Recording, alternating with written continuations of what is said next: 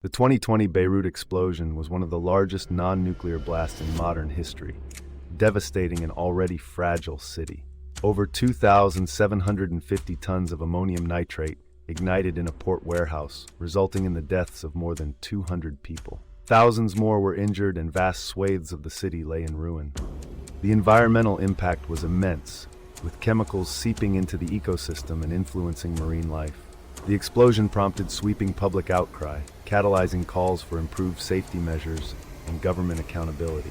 However, amidst the devastation, the resilience of the Beirut community shone, highlighting the unyielding human spirit in the face of calamity.